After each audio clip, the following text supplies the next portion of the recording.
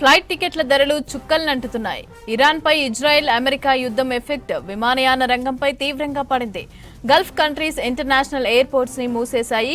యుద్ధం ముదురుతూ ఉండటంతో అనేక అంతర్జాతీయ విమానాశ్రయాలను నిరవధికంగా మూసేస్తున్నట్లు ప్రకటించాయి. ఇక గల్ఫ్ కంట్రీస్ నుంచి ఏదో ఒకలాగా బయటపడితే చాలనుకునే వాళ్ల సంఖ్య అంతకంతకైతే పెరుగుతోంది. అడపాదడపాగా నడుస్తున్న విమానాల ధరలకు రెక్కలొచ్చాయి. ఫ్లైట్స్ ఇన్సూరెన్స్ రేట్లు భారీగా పెరగడం, లిమిటెడ్ విమాన సర్వీసులతో టికెట్ల ధరలు పెరిగాయని చెప్తున్నారు. సేమ్ టైం ప్రైవేట్ విమానాల కోసం డిమాండ్ పెరిగిపోయింది. దుబాయ్ నుంచి ముంబైకి air India, IndiGo non stop విమానాల ఎకానమీ తరగతికి సంబంధించి టికెట్ ధర 20,000 వరకు ఉండేది. ఇక మార్చి 10న టికెట్ ధర 45,000 నుంచి 65,000 వరకు ఉంది. గల్ఫ్ నుంచి ఇండియాకి రావడానికి 7-8 సీట్లు ఉండే ప్రైవేట్ జెట్ రేటు 50 లక్షల నుంచి 70 లక్షల వరకు పలుకుతోంది.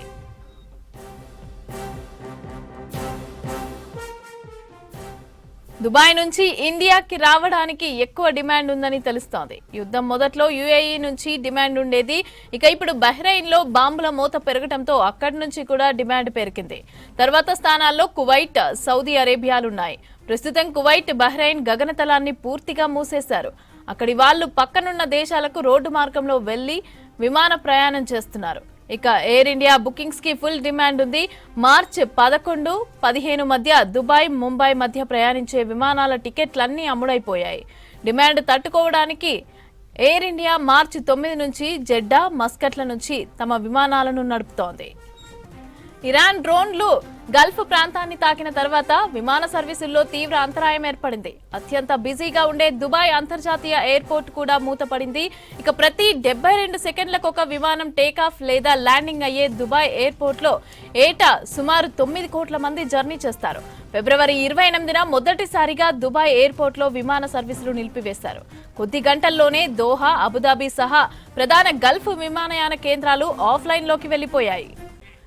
ఇక ఇదే అంశానికి సంబంధించి మరిన్ని డీటెయిల్స్ షరీఫ్ అందిస్తారు. షరీఫ్, ఏ కంట్రీస్ లో ఈ ఎయిర్పోర్ట్లు క్లోజ్ అయ్యాయి? దీనికి సంబంధించిన అప్డేట్స్ ఏంటి? మిడిల్ ఈస్ట్ లో తాజా పరిస్థితుల వల్ల ఇటు అమెరికా, ఇజ్రాయెల్, ఇరాన్ యుద్ధం కంటిన్యూ అవుతోంది. ప్రతి అంశం పైన ఆ ఇంపాక్ట్ ఇండైరెక్ట్, డైరెక్ట్గా పడుతుందనే చెప్పాలి.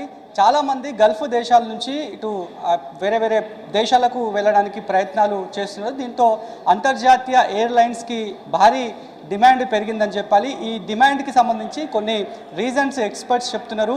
ప్రతి ఒక్క అంశం ఇటు ఏవియేషన్ టర్బైన్ ఫ్యూల్ అంటే ఏటీఎఫ్ చెప్తారు, జెట్ ఫ్యూల్, అది విమానాల్లో వాడేటువంటి ఫ్యూల్. ఆ ఫ్యూల్ ఎక్కడి నుంచి వస్తుంది? క్రూడ్ ఆయిల్ దగ్గర నుంచి. క్రూడ్ ఆయిల్ని డాలర్లలో కొంటాం. యుద్ధం కంటే ముందు క్రూడ్ ఆయిల్ ధర $80 ఉండే, ఇప్పుడు 100 నుంచి 150 వరకు ఇంకా పైపెచ్చే పెరుగుతుంది అనేటువంటి కరెంట్ ట్రెండ్స్ కనిపిస్తున్నాయి. ఇప్పుడు అక్కడి నుంచే ఈ జెట్ ఫ్యూల్ కూడా వస్తుంది కాబట్టి ఇండైరెక్ట్గా ఇంపాక్ట్ ధరలపైన పడింది అనేటువంటి అంశాన్ని ఎక్స్పర్ట్స్ చెప్తున్నటువంటి పరిస్థితి. ఎందుకంటే సాధారణంగా $90 దాటితేనే అది ఇండైరెక్ట్గా ఇంపాక్ట్ అంతా కూడా ఏటీఎఫ్ పైన పడుతుంది, ఏవియేషన్ టర్బైన్ ఫ్యూయల్ పైన పడుతుంది, విమానాల్లో వాడేటువంటి ఫ్యూయల్ పైన పడుతుంది. సో ఆ భారం కాస్త ప్రయాణికులపై పడిందని చెప్పాలి. మరోవైపు మీరు చెప్పినట్టు ఎయిర్ ఇండియాకి డిమాండ్ పెరుగుతుంది. అదేవిధంగా దాదాపు దుబాయ్ ఇంటర్నేషనల్ ఎయిర్పోర్టు చాలా కిక్కిరిసిపోతుంది జనాలతో. 72 సెకండ్లకు ఒకసారి టేక్ ఆఫ్ అవుతాయి, ల్యాండ్ అవుతున్నట్టు సిచ్యువేషన్స్ ఉంటాయి. అట్లాంటిది అక్కడ కూడా మూసివేస్తున్నారు. మిడిల్ ఈస్ట్లో కొన్ని ప్రాంతాల్లో యుద్ధం జరిగేటువంటి నైబర్ ప్రాంతాలు ఏవైతున్నాయో అక్కడ కూడా ఏరోస్పేస్ని మూసివేయడము, ప్రతికూల వాతావరణం ఉండడము, అక్కడి మిజైల్స్ రావడము, డ్రోన్స్ వచ్చినటువంటి కారణంగా సెక్యూరిటీ పాయింట్ ఆఫ్ వ్యూలో అక్కడ కూడా క్లోజ్ చేస్తున్నారు. దాని కారణంగానే నాన్ స్టాప్ ఫ్లైట్లకి డిమాండ్ పెరుగుతుంది.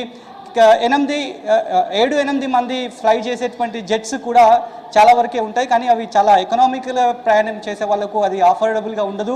అలాంటి ప్రైజెస్ కూడా దాదాపు 50 నుంచి 60 లక్షల వరకు కూడా దాని రేట్ పెరిగిందంటే ఎంత ఇంపాక్ట్ ఇరాన్, ఇజ్రాయెల్, అమెరికా యుద్ధం కారణంగా పడిందో మనం ఒకసారి అర్థం చేసుకోవచ్చు. మరోవైపు ప్రతికూల వాతావరణంలో నడిచేటువంటి విమానాలు కావచ్చు. ప్రస్తుతం నేను చెప్పినటువంటి మిడిల్ ఈస్ట్లో యుద్ధ వాతావరణం నెలకొంది, యుద్ధం కంటిన్యూ అవుతుంది, రిటాలియేషన్కి ఇరాన్ దిగుతుంది, ఇటు అమెరికా దానికి ఇజ్రాయెల్కి సపోర్ట్ చేస్తుంది. సో దాని కారణంగా మూకుమ్మడి దాడి ఇరాన్ పైన చేస్తున్నారు. ఇరాన్కి సంబంధించినటువంటి ఖమేనీ మృతి తర్వాత సుప్రీం లీడర్గా ఆయన కుమారుడు మళ్ళొకసారి ఆయన ప్రమాణ స్వీకారం చేశారు. ఆయన కూడా రిటాలియేషన్ ఉంటుందనేటువంటి అంశాన్ని చెప్తున్నారు. ఆ కారణంగా ఇప్పటికిప్పుడు తగ్గేటువంటి ఛాన్సెస్ అయితే లేవు అనేటువంటి ఒక పర్సెప్షన్ మాత్రం వ్యక్తమవుతున్నటువంటి పరిస్థితి. ఇందాక నేను చెప్పినట్టు యుద్ధం జరిగేటువంటి ప్రాంతాలకు ఫ్లై అయ్యేటువంటి ప్రాంతాల్లో యుద్ధ ప్రాంతాలకు దగ్గరగా ప్రయాణించేటువంటి విమానాలకు ఇన్సూరెన్స్ ప్రీమియమ్స్ కూడా పెరిగాయి.